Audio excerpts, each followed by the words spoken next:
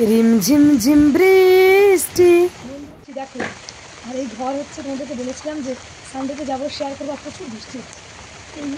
এইটা হচ্ছে, একদিকে হচ্ছে ঠাকুর ঘর হবে, আর একদিকে হবে কিচেন হবে, রান্নাঘর। আর এই দেখো, একটা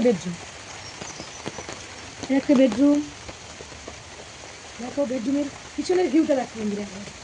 শুধু পিছনের ভিউটা দেখো, তোমরা বলেছিলে যে খুব সুন্দর লাগে। মাঝে মধ্যে দেখো এরকম জায়গায় আসতে, ঘুরতে কার না ভালো লাগে, ভীষণ ভালো লাগে। এই জানালা খুলে এরকম একটা ভিউ। পরে এপারেও দেখাবো, এই একটা বেডরুম দেখাই আমি একটু। এই একটা বেডরুম, কত গাছ, তোমাকে বলেছিলাম আম জাম সব গাছ। এখানে যে গাছগুলো আছে তোমাদেরকে একটু বলছিলাম যে এখানে সব রকম ফলের গাছ আছে। এরও জানালা থেকে বাইরের ভিউটাও খুব সুন্দর। আর প্রচুর বৃষ্টি পড়ছে, তাই আমার ভয়েস তোমরা সব শুনতে পাবে না, ওই জন্য আমি একটু বাইরে থেকে সাউন্ড দিয়ে দিচ্ছি। আর এখানে এত বৃষ্টি হচ্ছিল, আর এখানে একটা আওয়াজ হচ্ছে, বারবার করে জল পড়ছে বলে।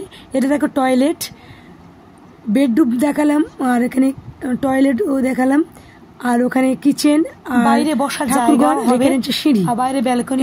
সিঁড়ি তারপরে তোমার দাদাভাই বাইক রাখবো বলে এখানে একটা ঘর মতো করছে। ভিজে গেলেও মাথাটা যাতে বাঁচানো যায়, ঠান্ডা লাগবে, সেটা সকলেই জানি না। সানডেতে প্রচুর বৃষ্টি হচ্ছিল, আর আমরা যখন বেরোই তখন কিন্তু এত বৃষ্টি ছিল না, মাঝ পথ থেকেই বৃষ্টি হচ্ছিল। আমি আর তোমার দাদাভাই রেনকোট হেলমেট সব কিছু পরে গেছিলাম, অসুবিধা নেই।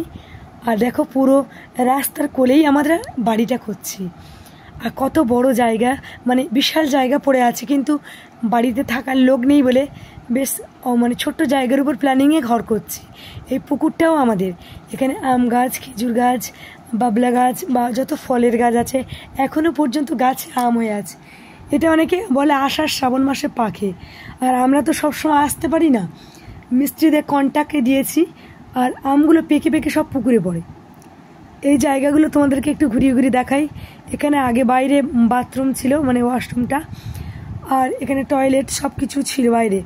এখন সব কিছু ঘরের মধ্যে করে নিচ্ছি পুরো প্ল্যানে, আর বাইরে বেরোতে হবে না। আর বাইরে সব কিছু এমনি, মানে রাস্তা থেকে এই পর্যন্ত একটা রাস্তা বানিয়ে নেওয়া হবে, যাতে বৃষ্টির সময় কোনো অসুবিধা না হয়।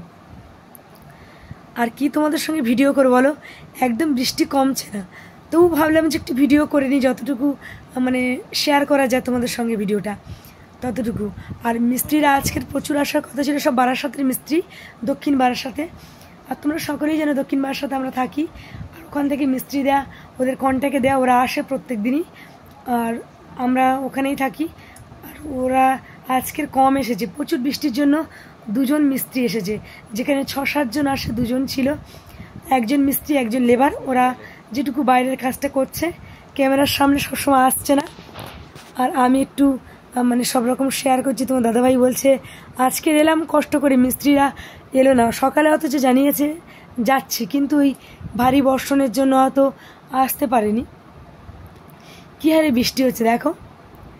আর এই পাশে কাকিমাদের বাড়ি গিয়ে আমরা রেস্ট নিয়ে বসি, আর ওখানে যাব, গিয়ে একটু রেস্ট নেব।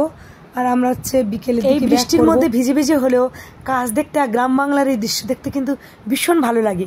তোমরাও আগে বলেছিলে যে বন্ধুরা এরকম ভিডিও তোমাদেরও ভালো লাগে, তাহলে আমার পুরো ভিডিওটি ওই জন্য তোমাদের সঙ্গে শেয়ার করেছি। কেমন লাগলো অবশ্যই ভিডিওটি দেখে কিন্তু কমেন্ট করো। টাটা বন্ধুরা।